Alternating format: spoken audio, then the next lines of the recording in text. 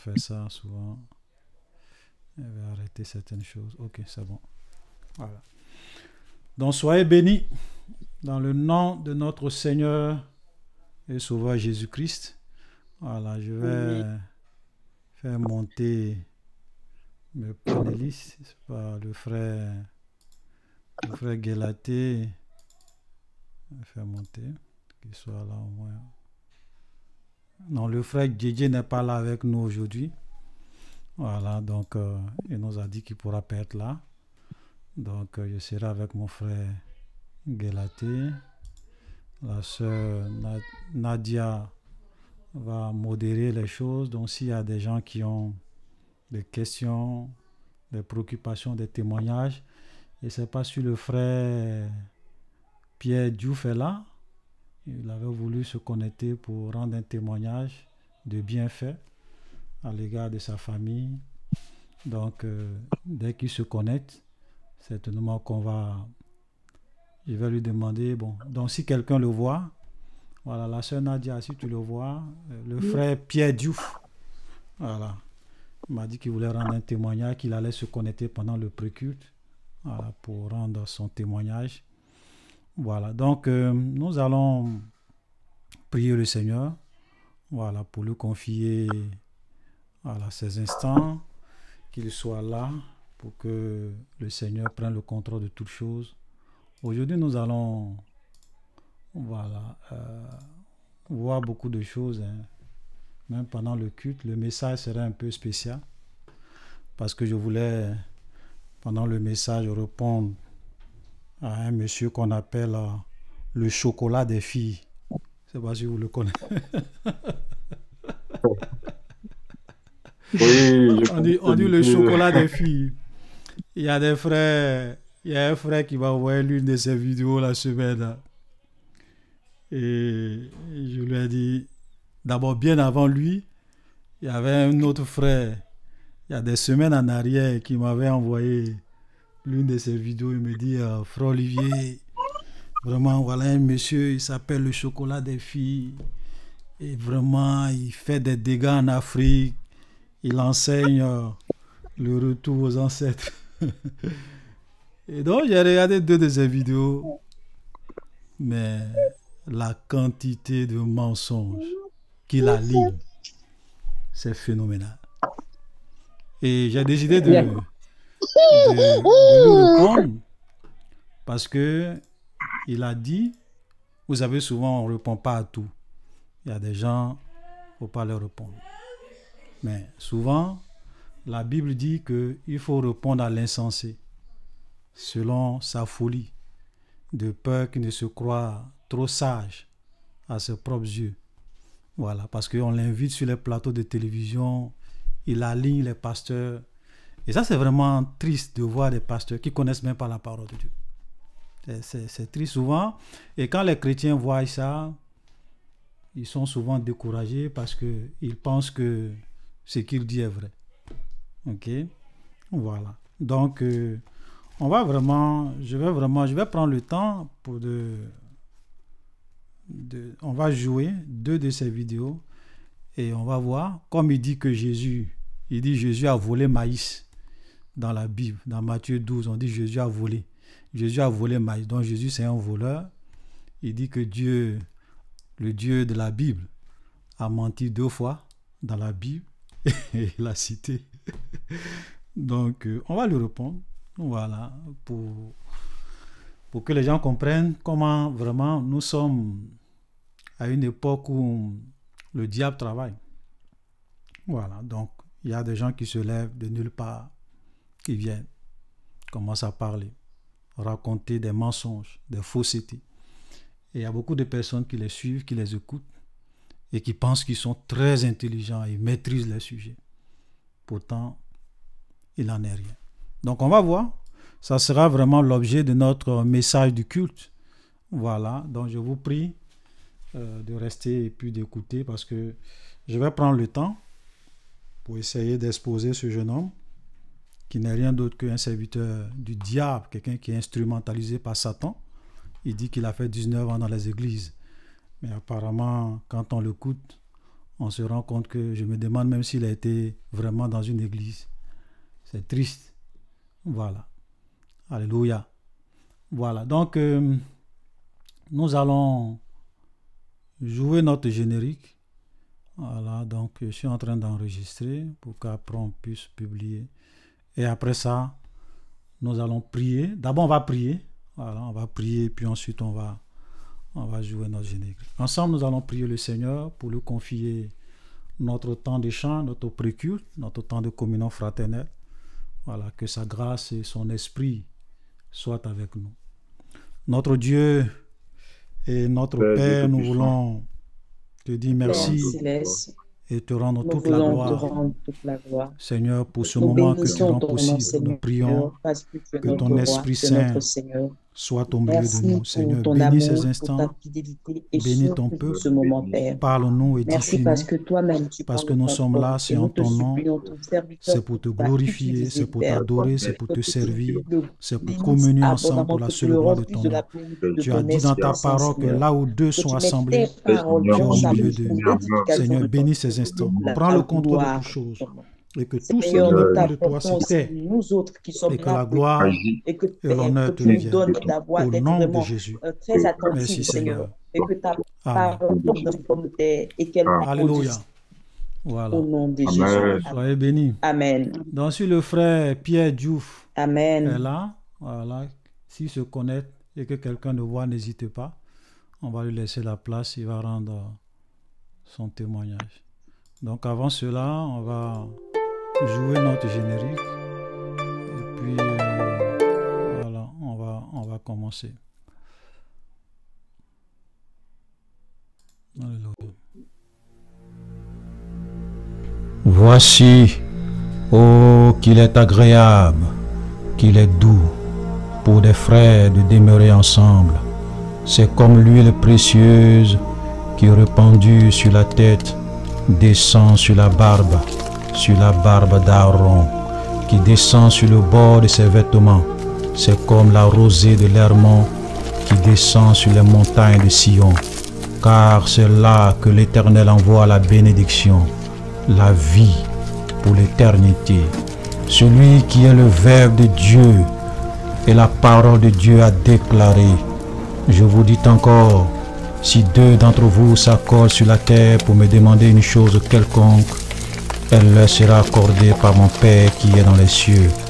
Car là où deux ou trois sont assemblés à mon nom, je suis au milieu d'eux. Vous connaîtrez la vérité, et la vérité vous affranchira. Vous connaîtrez la vérité, et la vérité vous affranchira.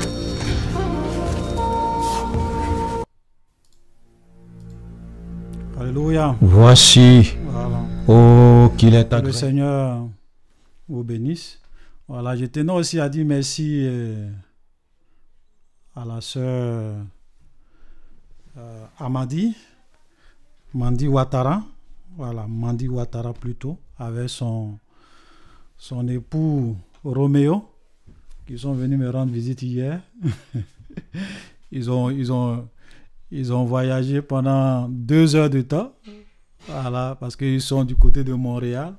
Moi, je suis du côté de Québec. Donc, ils ont fait le déplacement avec les enfants pour venir me saluer. Ça a été vraiment un bon moment de retrouvailles. J'étais très content de les voir. Donc, que le Seigneur les bénisse abondamment. Voilà. Et que sa grâce soit avec eux. Voilà, en tout cas, ça m'a fait du bien de les voir. Et puis, elle m'a offert un gros cadeau.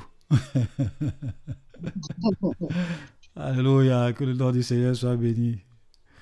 Un habit, les habits Yakuba là, donc le Seigneur l'a béni pour ça. Importé de la Côte d'Ivoire, spécialement pour moi. Amen. Oui. Merci beaucoup à vous aussi. Ouais, sois béni ma soeur. Alléluia. Amen. Amen. Amen. Donc, la dernière fois, on s'était arrêté, je prends le culte, le préculte de la dernière fois. Il y avait une question d'un frère sur l'alcool, c'est ça, non? Auquel on devait répondre. Oui, oui. Voilà. Euh, C'était quoi la Mon question? frère, Si quelqu'un... excuse-moi, je viens d'appeler le frère Pierre Diouf. Diouf, ok. Je pense que, voilà, il ne savait pas quelle heure aurait pu commencer le précu. Je l'ai Ah, appelé, ok, il va se ok. connecter. Ok, d'accord, il n'y a pas de problème. Merci beaucoup, Marie. Alors, ok, ok. voilà. Merci. Donc, On a voilà, en commencé la attendant, question. voilà, il faut lire la question, frère Galaté. D'accord. Bon, c'est C'était le une frère très, très William. bonne question. Le frère William, ok. Oui, oui. Il est là, le frère Le frère- William? Est-ce qu'il est là? Bon, ok, vas-y. D'accord. On va répondre quand même. Il a Continue. dit, bonsoir, pasteur Olivier. J'aimerais savoir si un chrétien n'a pas le droit de goûter même de l'alcool. Mhm, Car dans le ministère où j'adore Dieu, cela est considéré comme pas normal pour un chrétien. Ok, c'est une très belle, Donc, c'est une la très belle question qui est question. là. Voilà, Voilà. l'alcool. Ah, c'est une question que les gens ont plusieurs fois posée. On a même fait des vidéos là-dessus.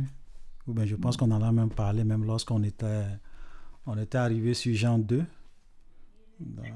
On avait fait une étude chapitre par chapitre. On avait commencé, on n'a pas terminé. Et quand on est arrivé sur le chapitre où Jésus a transformé l'eau en vin, voilà, donc on en avait parlé. Donc, je ne sais pas, frère Galaté, si tu veux dire quelque chose par rapport à ça. Donc, Et bon, comme tu viens de le dire, hein, voilà. c'est un sujet qui revient très souvent.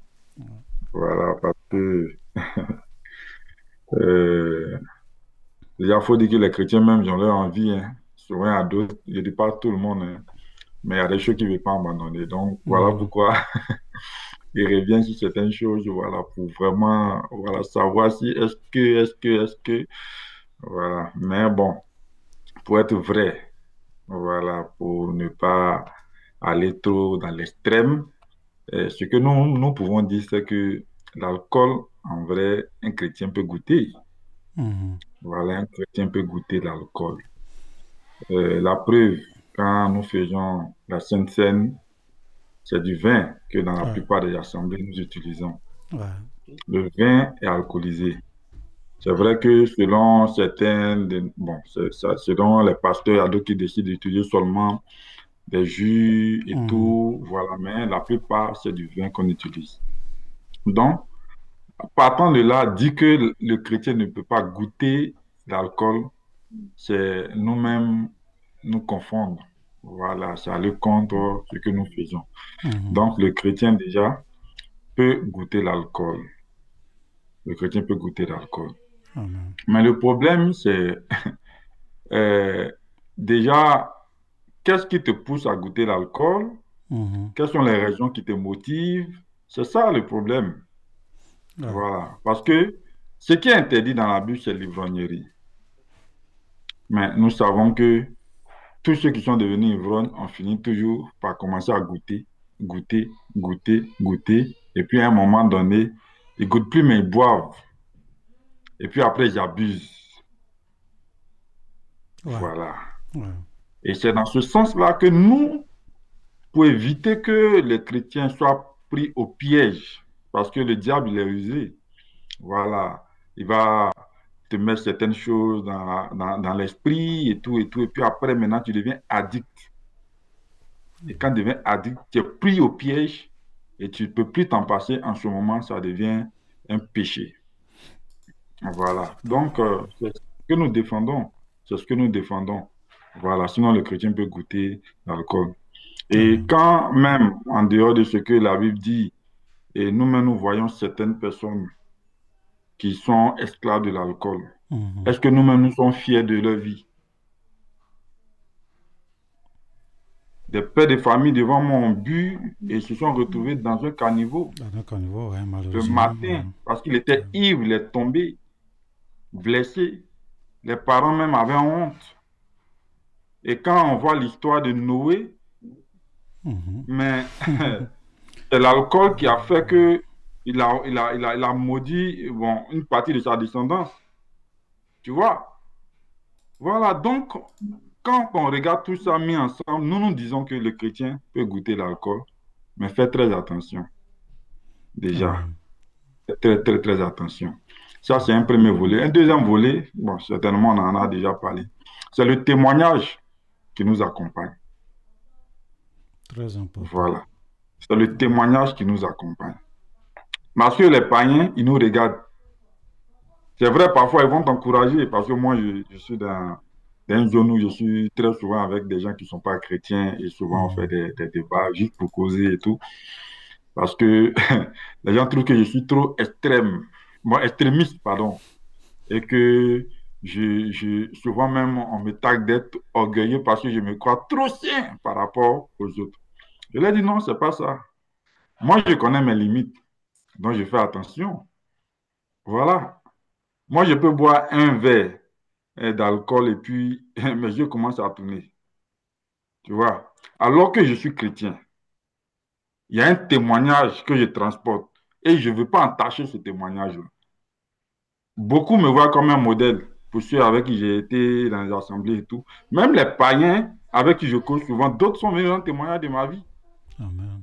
Voilà, même s'ils ne le disent pas devant les autres, mais quand ils sont en face de moi, ils me disent, ah, vraiment, on est fiers de toi, la manière dont tu te comportes, la manière dont tu respectes ta femme, la manière dont tu es. Et depuis nous sommes dans ce village, on n'a jamais entendu un scandale. En tout cas, il y a des témoignages. Voilà. Donc ce témoignage, moi, je veux le préserver. Non pas à cause de moi, mais à cause de l'œuvre de Dieu. Amen. Parce que je sais que le témoignage qui m'accompagne, si je ne fais pas attention, que celui qui me voit comme un modèle, et je commets une erreur, et que ce dernier l'apprend, ça peut jouer sur sa foi. Et demain, devant le Seigneur, vraiment, son sang peut m'être demandé. Exactement. Il y a ma femme qui est là, il y a mes enfants aussi qui est là, à qui je veux inculquer des valeurs spirituelles. Des gens à qui je veux léguer un héritage. Donc, tout part de là. Voilà. Donc, je veux dire que tout ça mis ensemble, nous, on dit, il est conseillé pour un chrétien de ne même pas goûter. Amen. Voilà. Alléluia. Donc, c'est ce que j'ai à dire.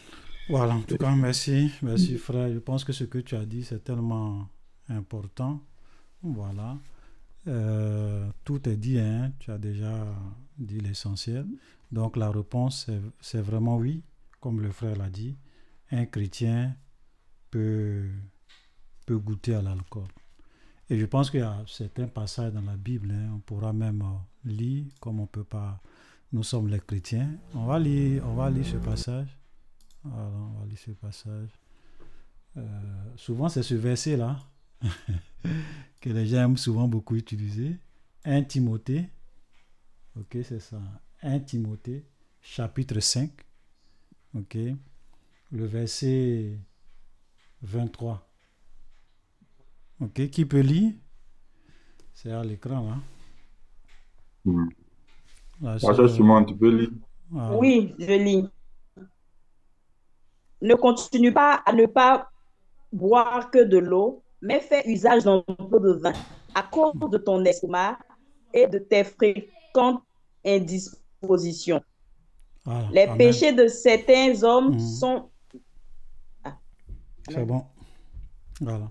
Je crois que le frère Diouf est là. Bon, on va répondre à cette question et puis on va lui donner la parole.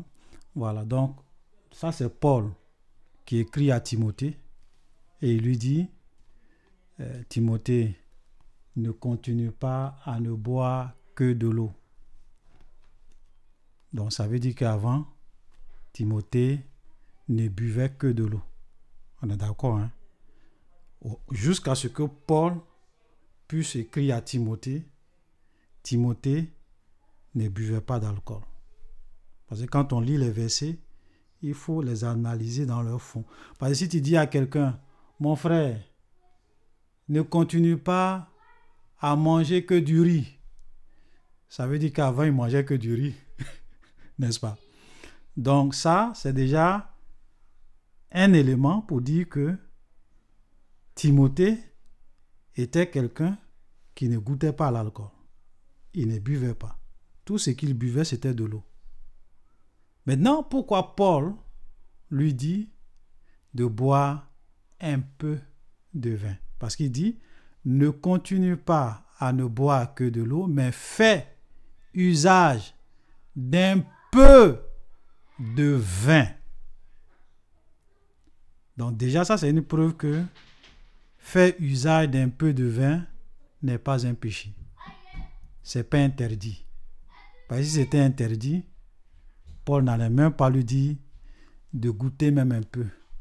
Paul ne va jamais écrire à Timothée pour dire « Timothée, il faut commettre un peu d'impudicité. Il faut commettre un peu d'adultère. » Paul va jamais, parce que c'est interdit.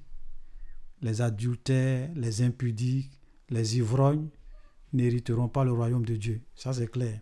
Donc, s'il demande à Timothée de faire usage un peu de vin, c'est parce que ce n'est pas un péché. Mais pourquoi spécifiquement il demande à Timothée de faire usage un peu de vin? Il explique, il donne la cause. Ce n'est pas parce que Paul voulait que Timothée se fasse plaisir à table, qu'il se mette à l'aise, qu'il se fasse plaisir. Non, il explique, il donne la raison. La raison, c'est quoi? À cause de ton estomac et de tes fréquentes indispositions. Vous comprenez? Donc, c'est la raison qui est là. Parce que Timothée avait des problèmes d'estomac. Il avait des problèmes d'indisposition. Et souvent, il y a des gens, leur ventre est compliqué. Souvent, ils peuvent avoir des indispositions. Et souvent, même le médecin peut lui dire, vraiment, faut boire un peu de vin. Tu vas voir que ça va t'aider. Ça va t'aider. Ça va te permettre de digérer. Ça va régler ton problème. Donc, c'est parce que Timothée avait un problème d'estomac. Il avait des problèmes d'indisposition que Paul lui recommande de faire usage d'un peu de vin. Donc ça, c'est déjà quelque chose que nous devons retenir, parce que si Timothée, parce que Timothée était comme un fils pour Paul. Donc si Paul lui dit ça, c'est parce que Paul lui-même ne buvait pas. Parce que un fils, bon, quand je dis fils, c'est pas son fils biologique, mais c'est un fils dans la foi, puisque c'est lui qui a amené Timothée à la foi, qui l'a enseigné, qui l'a formé. Donc, il voyait comment Paul vivait. Il voyait comment Paul était un modèle pour lui. Donc, Paul, il ne voyait pas. Si Paul était quelqu'un qui avait l'habitude de boire, mais Timothée allait boire, mais il voyait que Paul, donc lui aussi faisait la même chose. Et c'est maintenant celui qu'il considère comme son père dans la foi, qui l'écrit, qui lui dit, tu n'es pas comme moi, tu as des problèmes d'estomac, il faut boire un peu de vin, c'est pas grave, pour régler tes problèmes d'estomac. Voilà le contexte. Donc, vous voyez que c'est dans un contexte. Boire un peu, c'est pas mauvais. Mais comme le frère Guélaté le disait, nous avons un témoignage. Nous sommes des exemples. Il y a des choses, comme la Bible dit, tout m'est permis. C'est-à-dire qu'il y a des choses qui te sont permis, mais ce n'est pas utile. Et souvent, pour la gloire de Dieu, comme le frère Guélaté le disait, pour ton témoignage. Parce que les païens, là, ils te regardent. Hein? Les païens, ils nous observent. Moi, je me souviens d'un frère, un ancien. Nous deux, on était anciens. Et puis, dans l'église où on était, et puis un jour, il a rendu son témoignage. Il dit, quand il s'est converti, il était chrétien, il était sérieux, sa vie était bien, il a abandonné le péché, tout. Mais il disait, bon, l'alcool, c'est pas interdit. Donc, je peux boire un peu. Et souvent, son frère, qui n'était pas converti, de temps en temps, il partait s'asseoir avec lui pour prendre un pot. Bon, c'est pas qu'il se saoulait. Et ce qui a fait qu'il a abandonné l'alcool, il dit un jour, lui et son frère, ils ont fait palabre. Ils ont eu des histoires. Et vous savez ce que son frère lui a dit? Toi, comme ça, tu te dis chrétien. Et puis tu t'en vas boire avec moi. Tu bois l'alcool comme moi, païen. Son frère païen lui a dit ça. Ça l'a tellement choqué qu'il dit, moi, je ne bois plus.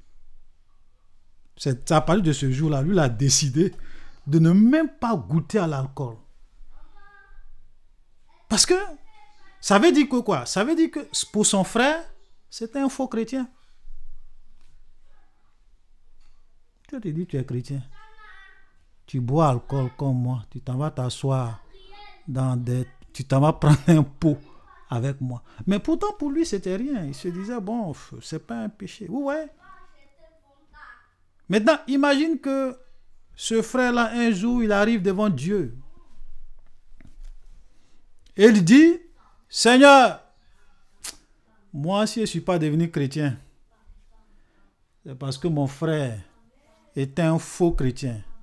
Ah bon, pourquoi tu penses que c'est un faux chrétien? Mais on allait boire, on buvait ensemble.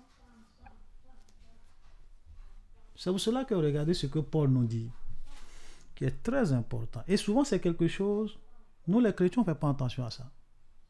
La vie que tu mènes, c'est un témoignage. La vie que tu mènes, c'est un message. La vie que tu mènes, tu es en train d'envoyer un message aux gens qui t'entourent. Que tu le veux ou pas. Regardez ce que Paul dit. On va commencer dans 1 Corinthiens chapitre 10 verset 31.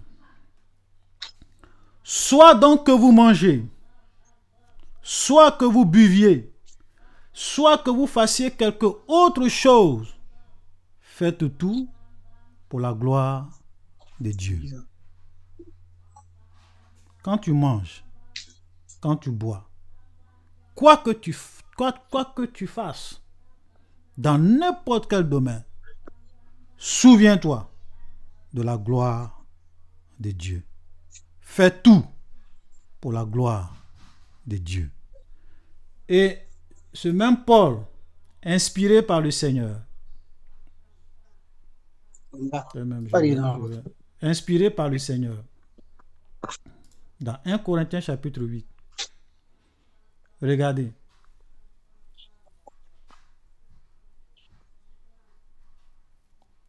Je vais même lire un autre texte. Il y a un texte que je cherche.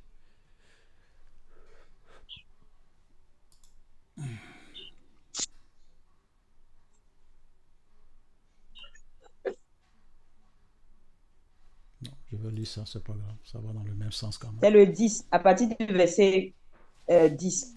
1 Corinthiens chapitre 8, verset 10. C'est Oui. ça? Oui. Wow.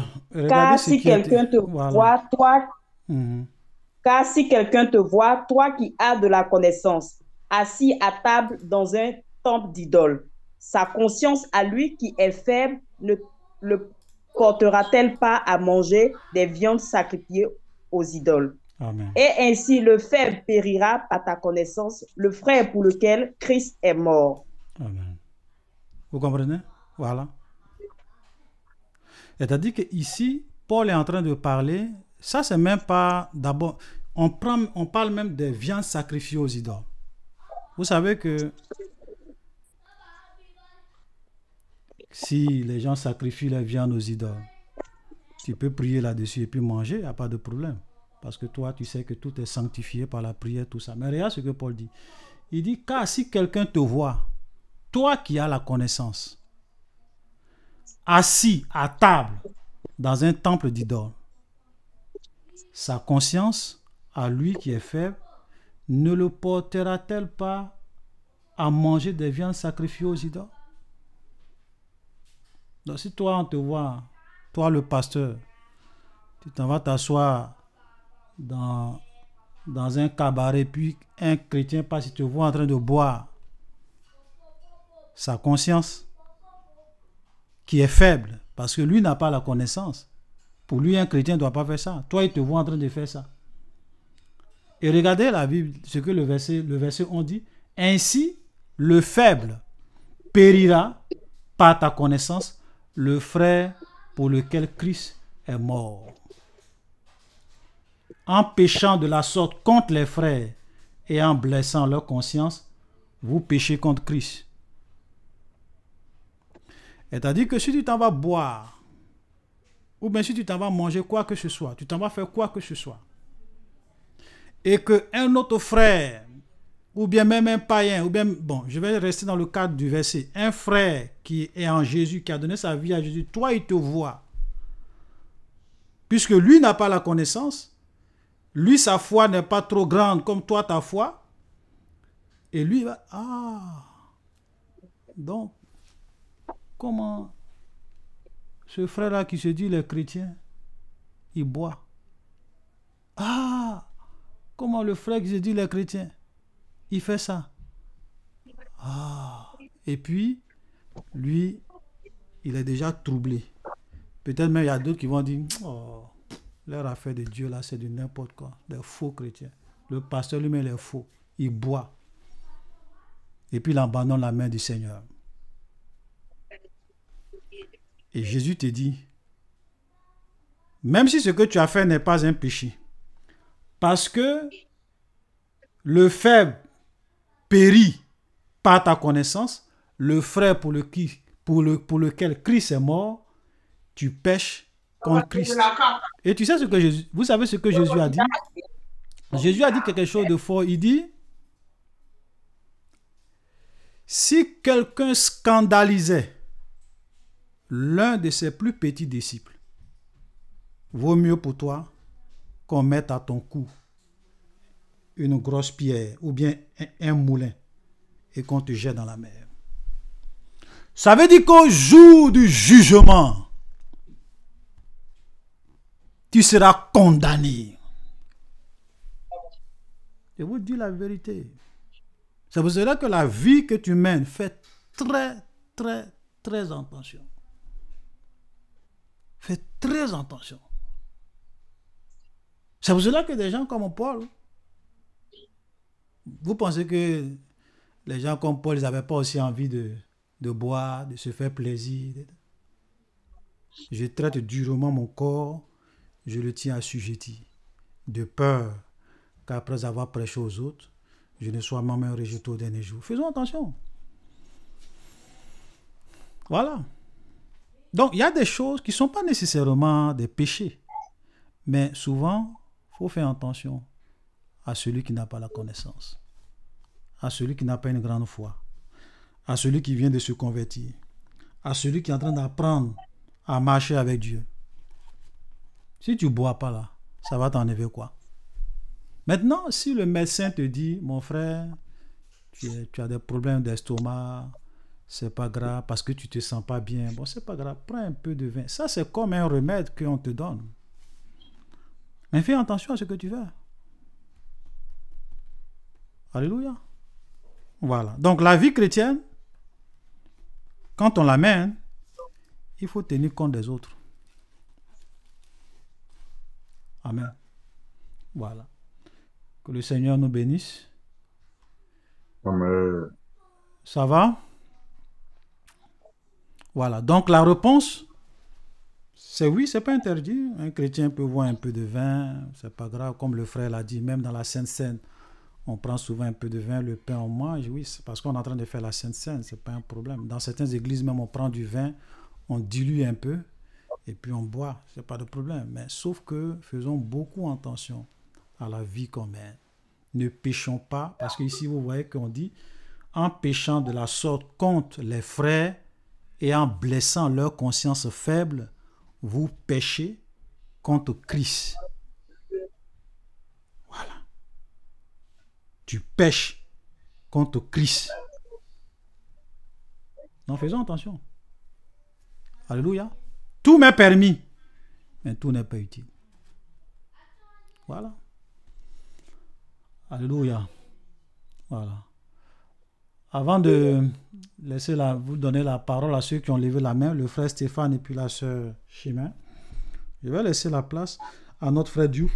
Voilà, il va nous rendre son témoignage. Voilà, frère Diouf, parce que tu es là, on va te laisser la parole. Le frère va nous parler. Est-ce qu'il est là? Frère Diouf. Ok. Frère Diouf. Vas-y, ouvre ton micro. Alors, le frère Diouf, ton micro est fermé. Voilà. micro. Je ne sais pas si le frère Diouf nous entend. Hein. Je vois que sa caméra est allumée, mais là, son micro est fermé. Frère Diouf, si tu nous entends, ouvre ton micro. Ouvre ton micro. Ah, je ne sais pas si le frère nous entend. Hein. Il n'entend pas. Frère Diouf, tu m'entends? Il essaye. Il essaye, oh là là. Il essaye d'enlever, je crois qu'il n'arrive pas à enlever Il le n'arrive micro. pas à enlever. Ah, pourtant, les micros ne sont pas bloqués. Hein. Attends. Ou bien si tu veux, essaye, Mon frère, déconnecte-toi. déconnecte-toi et Voilà. tu te reconnectes. Déconnecte-toi. Et puis Voilà. reconnecte. Déconnecte-toi et puis reconnecte-toi. Là, comme Frère ça. Ezechiel, est-ce que tu peux au moins couper ton micro? Le frère Ezechiel. Ouais. Ok. Donc, frère Diouf, on va le laisser se déconnecter, se reconnecter. Voilà. Souvent, ça fait ça aussi. Un Zoom aussi, c'est un peu comme ça. Voilà. En attendant qu'il se connecte, le frère Stéphane. Nadia, c'est ça. Hein? Entre Stéphane et puis Chimène, c'est qui... C'est tout à fait ça, oui. Stéphane. Ok, Stéphane, vas-y alors, mon frère. Shalom. Ouais. Je veux juste dire que ce que vous venez de développer au sujet de l'alcool est tellement vrai que ça m'a rappelé aussi les situations que j'ai à traverser. Et effectivement, le problème véritable n'est pas d'abord l'alcool lui-même, mais ce qui est caché derrière. Je me rappelle parfois, moi je ne bois pas beaucoup, je ne bois pas depuis toujours, mais je buvais un peu. Et les amis m'invitaient toujours. Et ils savaient mon identité chrétienne, qu'il y a les choses que je ne fais pas et tout. Mais c'était vraiment des bons amis, mes meilleurs amis. Et ils réussissaient parfois à m'amener dans un bar. On s'assoit pour prendre un pot. Sauf que chez nous, c'est que quand tu pars au bar boire une, deux bières, après on appelle une femme. Après on appelle quelqu'un d'autre. Après. Donc, ça fait donc que quand je me retrouvais comme ça, ils savaient bien qu'il y a les choses que je ne cautionne pas, mais on te met devant les faits accomplis. Tu avais un ami qui prenait une bière, elle a déjà appelé, tu as une copine, il sait bien qu'il est marié et tout. Ça me mettait déjà mal à l'aise. Et puis j'ai compris que ce n'était pas bon. Ce n'était pas bon pour moi, ce n'était pas une place pour aller. Ce n'était pas une place où je devais être. C'est comme ça que je me suis retiré de ce milieu-là. Et puis, comme le frère Guilata a dit, c'est ton témoignage qui est en jeu. Exactement. Parce qu'effectivement, un jour sorti de là, un ami m'appelle pour me dire s'il te plaît, laisse-moi un peu, donne-moi les clés de la maison, ne rentre pas, je vais faire ceci et faire cela. Je lui dis que mais non, tu sais bien que moi, je dis non. Il insiste. Je lui rappelle que mais hier, on était ensemble, tu avais organisé une fête à la maison.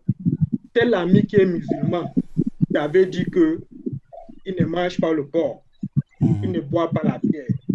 Tu as tout fait, tu as arrangé, tu as dit à ta femme non, ok, on ne fera pas le porc, pour lui on va faire ceci, pour lui on va faire exceptionnellement cela. Tu as accepté. Pourquoi moi, je te dis donc en tant que chrétien, je ne veux pas telle chose, tu insistes. J'ai compris que c'est peut-être parce qu'il a en tête ce qu'on faisait ensemble hier. Exactement. Donc, c'est important donc de préserver son témoignage. Amen. Sinon, demain, on va te le rappeler. Exactement. C'est ça. Et parlant de l'alcool encore, comme je dis, je ne bois pas, vraiment, depuis je ne bois pas tout, mais je prends quelques verres parfois. Donc, un temps, je me suis dit, je ne peux pas aller au bar, je ne peux pas. Mais je prends une bouteille à la maison. Quand si j'ai envie de boire, je vais boire. J'achetais parfois une bouteille de whisky, une bouteille de vin, et je buvais dans le bouchon. Je prenais un bouchon. La tête là. Non, tu Oui, dans le mets bouchon de puis... whisky. Sauf qu'après, je me suis rendu compte qu'il y a le jour où je ne prenais plus un seul bouchon. Voilà. Et puis, j'ai un ami chez moi. Un jour, il m'a dit que, mais moi, je ne comprends pas. Toi, tu bois seulement dans le bouchon et la bouteille finit vite. Donc, à partir de là, donc, mon second combat était de dire qu'il faut arrêter cette affaire. Parce que même s'il faut boire juste un peu et on ne connaît pas quand la dose va déborder et tout. Jusqu'ici, moi, je maîtrise, je sais que je prends, je sais que je n'ai jamais été, mais on ne sait jamais. Amen. Alléluia. C'est ça, mon merci. Voilà. Et ce que le frère Guélaté disait, c'est que les soulas, là, ils n'ont pas commencé avec... voilà un exemple concret. Hein. Tu vois, ils commencent avec les bouchons, là. Mais après, c'était plus les bouchons. Et les bouteilles commençaient à finir. Donc, c'est comme ça. Vous avez les soulas. C'est rare de voir quelqu'un qui est devenu soula au premier coup. Chacun un peu. Un verre, 2 verres. Après 2 verres et demi. Et puis après, parce que la chair, c'est comme ça. Ça t'attire. Et puis après, tu te pièges. Alléluia. Voilà. Merci beaucoup, Stéphane, pour ce témoignage, pour ce partage. Je pense que ce sont des expériences vécues. Voilà, ça parle. Donc, pour dire que tous les conseils que nous donnons, c'est ça. C'est au vu de tout ça que souvent on dit aux gens, évite. Parce que le diable peut te piéger dans des petites choses. Tu vas commencer un peu, c'est rien. Mais après, tu vas commencer à boire et à être ivre, à t'enivrer. Après, de moment, tu commences à t'enivrer. Là, maintenant, ça devient un péché. Tu vois? Parce que l'ivrognerie, c'est un péché. Quand tu bois, que tu deviens ivre, là, tu tombes dans le domaine du péché. Donc, faisons vraiment beaucoup attention. Parce que le diable piège les gens par beaucoup de choses. Alléluia. Voilà. Nous allons laisser la place. Voilà, notre frère Diouf. Frère Diouf, sois le bienvenu. Le Seigneur te bénisse. Voilà. On va te laisser toute la place. Amen. Voilà, pour ton témoignage. Amen. Amen. Shalom, famille. Shalom, shalom, shalom, famille. Shalom, shalom. Shalom, frère Diouf. Vous m'entendez? Oui, on t'entend bien. Shalom. Oui, on t'entend bien. Moi, je t'entends. Oui, vous m'entendez, famille? Oui, on t'entend. Ah, super, super. Donc, ça fait vraiment un bail, je ne suis pas connecté, je ne parce que j'espère que nous tous, nous comprenons les situations. Mais aujourd'hui, je viens de me connecter comme ça, vraiment pour bénir le Seigneur, bénir tous les membres, toutes les frères et sœurs de l'Église Vérité Biblique. Amen. En apportant une bonne nouvelle, un témoignage de Seigneur, vraiment, à propos de mon épouse. Vraiment, le Seigneur, comme le dit le frère Olivier, le seul Elohim d'Israël a fait grâce. J'ai passé mon bout avait rendu au niveau de l'hôpital. Donc, après la séance, le médecin déclarait que maintenant la chirurgie est finie. Donc, les tumeurs ont reculé, ont bien reculé. Donc là, elle va passer à la radiothérapie qui va reculer complètement la maladie, les tumeurs. Amen. Vraiment, frères et sœurs, j'ai vu le soutien moral, le soutien financier, le soutien spirituel. C'est pourquoi aujourd'hui, j'ai pris la décision de me connecter et témoigner cela pour glorifier le Seigneur, notre Dieu. Amen. Amen. Vous m'entendez? Oui, on t'entend bien, frère. Amen, amen. Oui, Amen. c'est ça. Alléluia. Amen, gloire à Dieu. Amen. Je ne sais pas si vous l'avez bien entendu. Voilà. Pour Une ceux personne qui ne pouvait Ok, pas. je vais laisser terminer. Vas-y, frère. Elle mange le riz. Elle-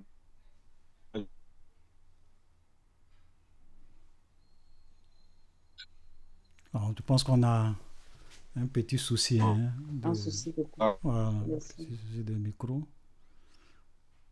Ok. D'accord. Je ne sais pas si, voilà, puisqu'on ne l'entend plus, c'est que c'est le frère Pierre Diouf du Sénégal. Voilà, c'est le frère qui nous avait, pour ceux qui, je pense que beaucoup de personnes sont plus ou moins au courant au niveau de l'église, sa femme était atteinte, avait un cancer. Voilà, donc elle était en train de subir des traitements. Et donc là, hier, elle avait un rendez-vous. Elle faisait des chimios. Il y a beaucoup de sœurs, beaucoup de frères qui l'ont appelé. Ils ont prié avec lui, prié pour sa femme. Les gens l'ont appelé, ils l'ont soutenu de plusieurs manières. L'église aussi a eu vraiment à l'appeler, à prier pour lui. Voilà, donc là, il venait vraiment pour nous dire infiniment merci parce que hier, quand sa femme allait pour faire des examens, voilà, les médecins ont dit que les tumeurs ont vraiment reculé. Voilà. Et depuis quelque temps aussi, sa femme aussi qui n'arrivait pas à manger, maintenant arrive à manger normalement, puisqu'avant c'était par des tuyaux qu'on arrivait à la nourrir. Voilà, donc par la grâce de Dieu, vraiment, les choses sont en train de s'améliorer. Et là, il doit maintenant faire un autre, ils ont un autre rendez-vous, elle doit partir, et puis ils vont faire des traitements pour que ça puisse complètement disparaître. Donc le frère voulait, voilà, dire merci à Dieu, voilà, pour ça. Et puis merci aussi à tous les frères, à toute l'église pour vos soutiens moraux, financiers à tous les niveaux. Voilà, vraiment que le Seigneur vous bénisse. Voilà, en tout cas, c'était ce que le frère voulait vous dire. Il m'a dit qu'il ne pourra pas venir, il pourrait pas être là au culte parce que bon, souvent la connexion n'est pas stable. Voilà, et puis bon, la connexion aussi coûte cher, donc il a voulu quand même tout faire pour être connecté pendant le pré-culte pour rendre ce témoignage-là. Voilà, donc que le Seigneur bénisse notre frère, qu'il bénisse son épouse et continuons vraiment toujours à prier pour eux. Voilà, parce que lui-même aussi, il faut dire qu'il traverse des moments difficiles. Voilà, c'est pas vraiment facile pour lui au niveau de son travail, avec la santé de sa femme, tout ça. Voilà, donc c'est un frère qui a vraiment besoin de notre soutien, de notre prière. Alléluia.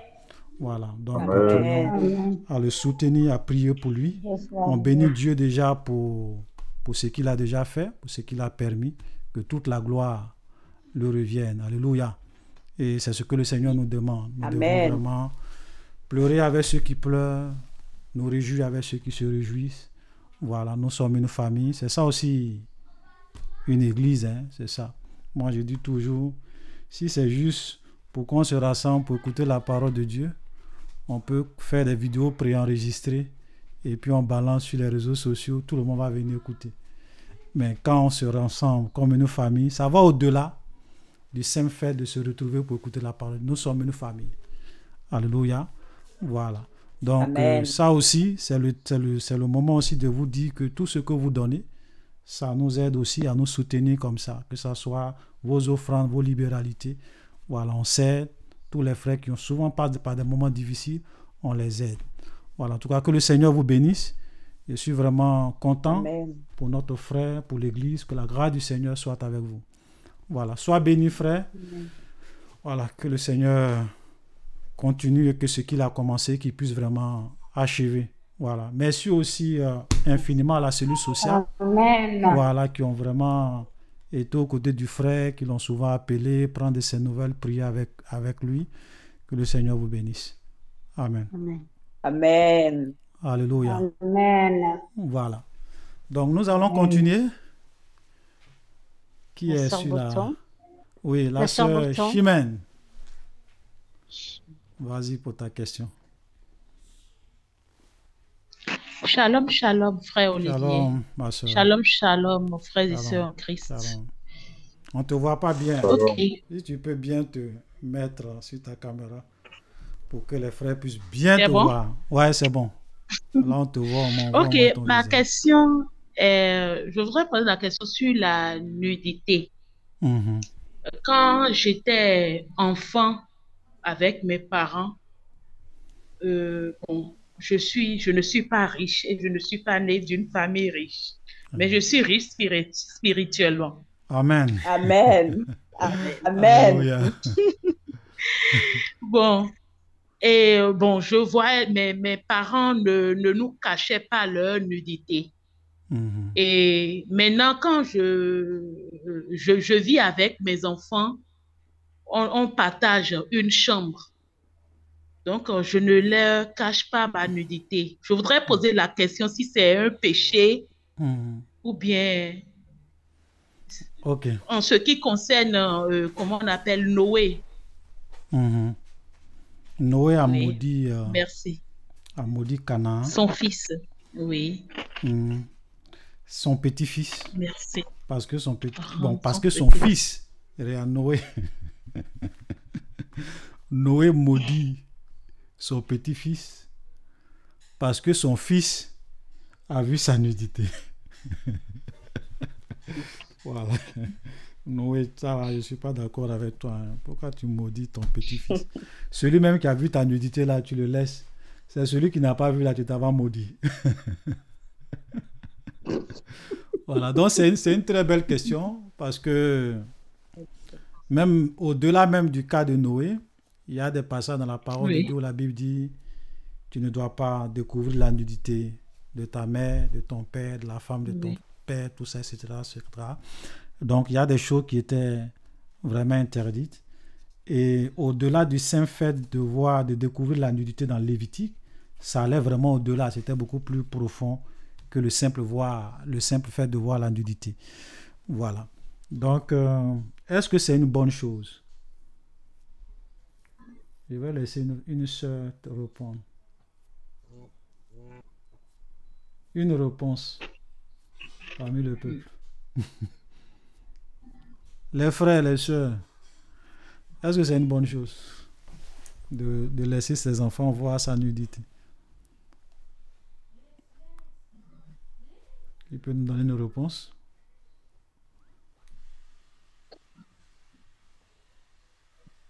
Bon, moi, j'ai juste, peut-être je vais l'employer comme sous une forme de question.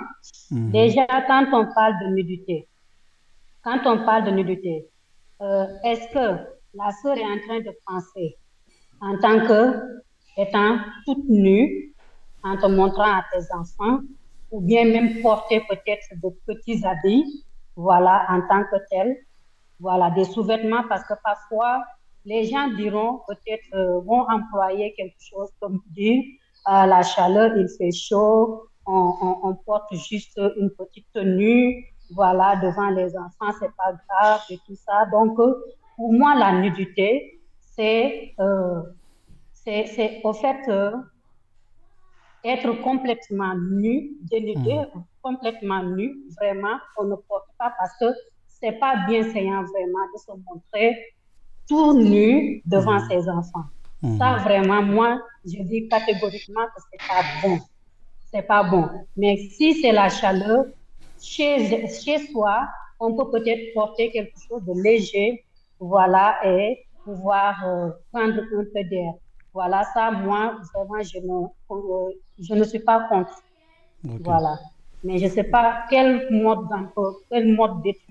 de nudité. Ouais, je pense que quand elle parle de nudité, voilà. Je pense que de vraiment être nu à un certain niveau, peut-être, comme elle le dit, parce que souvent, on a des parents qui même se lavent avec les enfants à partir d'un certain âge. Voilà. Oui. Donc, c'est dans ce sens-là, je pense. Maintenant, bon, comme on n'a pas vraiment... Voilà, donc dans ce sens, moi, je dis que je ne suis pas vraiment d'accord avec ça. Parce qu'un parent ne peut pas être nu ou bien même en sous-vêtements devant ses enfants. Ou bien même se laver avec ses enfants. Ça, vraiment, c'est un péché. Amen. Voilà. Déjà, notre sœur a donné un exemple qui doit aussi nous interpeller. Vous voyez que le simple fait que Canaan a été maudit parce que l'un de ses fils a vu la nudité de son père. Ce n'était pas quelque chose qui était censé arriver. Un enfant, à partir d'un certain âge, ne peut pas voir la nudité de ses parents. Voilà. Surtout si tu es une femme, hein, même ton enfant garçon, à partir d'un certain âge, c'est pas bon. Voilà, donc il faut éviter ça parce que ça laisse des séquelles, ça laisse des choses dans l'esprit des enfants. Peut-être que toi, tu peux ne pas... Moi, je me souviens, quand j'étais, je savais pas j'avais quel âge. Et ma maman m'avait pris et elle allait se laver avec moi. Je vous assure, hein, l'image, même jusqu'à aujourd'hui, l'image est restée dans ma tête. C'est resté dans ma tête. J'ai jamais oublié ça. Je savais même pas j'avais quel âge. Voilà. Parce que souvent les mamans, oh bro, on est pressé, viens. En même temps, elle s'en va, elle va se laver, elle prend l'enfant, elle lave l'enfant. Parce que pour elle, peut-être elle veut gagner du temps, mais c'est dangereux. L'enfant ne va pas te le dire, hein, mais le diable va penser, il va le travailler. Donc il y a des choses qu'il faut vraiment éviter. Voilà, voir la nudité de ses parents, c'est pas bon. Maintenant, si tu es une fille, il peut arriver que peut-être ta maman, elle est malade. Ok, elle n'arrive pas vraiment à se déplacer, elle n'arrive pas à se laver, ou bien peut-être elle a un AVC. Bon, ça, en tant qu'une fille, ok, Dieu comprend. Tu vois, il y a des choses, Dieu sait. Mais ta maman, je vais dire, elle n'est pas malade, elle est en pleine forme. Pourquoi tu veux voir sa nudité? Voilà. Donc il y a des choses, pour moi, il faut vraiment éviter. Voilà. Pour ne pas, surtout si c'est un gars, surtout quand ce sont les sexes opposés là, il faut vraiment éviter ça. C'est très dangereux. Voilà. Vous voyez? Voilà, c'est pas bon. Voilà. Et la Bible même interdit ça. Voilà. Donc il faut éviter parce que ça laisse des images, ça laisse des impressions, ça laisse beaucoup de choses dans l'esprit de l'enfant. Donc il faut éviter. Voilà. Alléluia. Voilà. Dernière question. La sœur Amélie. Amélie. Shalom. Shalom ma soeur. Shalom ma soeur. J'avais une petite question. Je voulais savoir comment reconnaître ou discerner un esprit de divination et quels en sont les dangers en fait. Parce que c'est vrai que quand on est jeune chrétien, c'est doux dans les oreilles d'entendre plein de choses. Dieu m'a dit, Dieu dit que il paraît que. Et on a envie d'en entendre encore plus. Mais comment on fait pour discerner si c'est vraiment Dieu qui parle ou c'est un esprit de divination? Okay. Et c'est quoi les dangers? Alléluia. Bon, il est déjà 10 heures. C'est une très belle question. Je pensais que tu allais poser une petite question. Qu'on allait répondre en 2 minutes. Donc, ça sera... ça sera la question, comme on l'a fait aujourd'hui. On va ouvrir le préculte du dimanche prochain avec cette question. Donc, frère Guélaté, ou bien la sœur Nadia, notez la question. La sœur, s'il te plaît, pour reprendre la question, je vais noter. Voilà. Et puis... Donc, ma question était comment reconnaître un esprit de divination? D'accord. Et les dangers. Parce que en tant que chrétien, on aime bien entendre les Dieu m'a dit. Ouais. J'ai vu que, je te vois comme si, ou est-ce que quelqu'un dans la salle est comme ça? J'entends ça, j'entends ça. Et on ne sait plus si c'est vraiment Dieu qui parle ou c'est quelqu'un qui est en train de deviner des choses ou qui attend parce que, en fait, je le dis tout simplement parce que je prie avec une cellule de prière, mais en famille. Et il y a une personne qui est venue venir pour nous exhorter. Et la personne, à la fin de la prière, c'est « Est-ce que quelqu'un est malade? Je vois quelqu'un dont l'enfant était malade. » Oui, et puis personne disait, personne n'avait son enfant qui était malade. Ouais. Et il disait « Oui, un enfant malade. Est-ce que quelqu'un... » Bon, après, est-ce que quelqu'un a participé à un deuil? Je vois quelqu'un qui a donné l'argent. Donc, je voulais savoir, est-ce qu'il parle? Ou bien est-ce que ça, c'est ça un esprit de divination? Comment nous, en tant que simples chrétiens, on fait pour discerner? Pour discerner, très important. Très bonne question. Parce que aujourd'hui, puis, là, les ouais, gens ont vas-y. tellement envie de démontrer qu'ils sont vraiment des gens spirituels, des gens qui Dieu parle. Donc, quand il vient un moment de prière, il ne peut pas retourner sans démontrer qu'ils ont fait quelque chose d'extraordinaire. Extraordinaire. Sans démontrer ils ont donné une prophétie, ils ont donné une parole de connaissance. Voilà. Et souvent, c'est par orgueil que les gens le font. Et quand c'est comme ça, sans le savoir, ils pêchent. Parce qu'en vrai, c'est pas l'Esprit de Dieu qui te pousse à faire ça. Et tu fais croire aux gens que c'est l'Esprit de Dieu qui te pousse. Non. Voilà. Ok. Et souvent, ils font ça. Et puis, ça coïncide qu'il y a un cas pareil. Et on dit, ah, lui, là, vraiment, c'est un grand homme de Il Dieu. a vraiment prophétisé. Ou bien il a Voilà. vraiment... Les gens ont étudié l'astrologie des gens. Ils ont appris certaines choses. Je vais donner un exemple simple. Et puis, bon, aujourd'hui, on sait que les femmes, très souvent, ont certaines maladies. Soit souvent, elles ont des douleurs au bas-ventre. Il y a des choses qui sont récurrentes dans la vie des gens. Et c'est là-dessus que les gens s'appuient. Aujourd'hui, si moi, je me retrouve dans une assemblée de 1000 personnes, je sais que forcément, il y a des femmes qui ont des règles douloureuses. Je sais. Voilà, donc je peux me lever et dire, ah, l'Esprit de Dieu me dit non, il y a une femme qui a des règles douloureuses, mais il y a 2 ou 3 femmes, elles vont se lever en grand nombre. Et on pense qu'on est fort. Ce sont les stratégies, en fait, voilà, que je veux dire que nous, on connaît, on sait, et beaucoup de chrétiens que vous êtes, avec tous les enseignements que vous avez reçus. Voilà, vous devez savoir, pour ne pas vous laisser prendre au piège. Ouais. Voilà, donc vraiment, demain, c'est comme le temps. Merci. Et puis ça, je pense que le frère vient de dire, c'est une réalité. Mais on va vraiment développer ça le dimanche prochain parce qu'effectivement, on a besoin de savoir discerner ces genres de choses et puis savoir si c'est de Dieu ou pas. Et puis les histoires de l'esprit de divination, quelles sont les conséquences? Parce que ce sont des choses que Dieu ne s'amusait pas avec ça. Même depuis l'Ancien Testament, c'était vraiment interdit. La divination. Voilà. Si on te voit en train de pratiquer la divination, on te tue. La Bible dit tu ne laisseras pas vivre la sorcière ou bien ceux qui... Donc il y avait beaucoup de règles comme ça parce que c'est très dangereux. Voilà. Très dangereux. Aujourd'hui, les gens s'amusent avec ça, mais c'est très dangereux. Donc le dimanche prochain, on va revenir là-dessus. On va essayer de bien développer ça. Voilà, à la lumière des Écritures. Soyez bénis.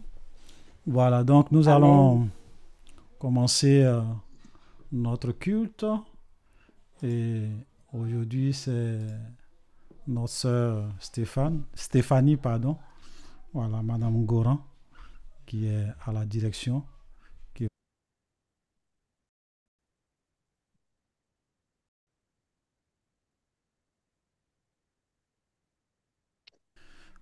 Notre sœur Stéphanie, est-ce qu'elle est là? Oui. Ok. Oui, je suis là. D'accord. Donc, attends, je vais donner la Donc, main shalom à tout le monde. Au frère Frédéric. Shalom.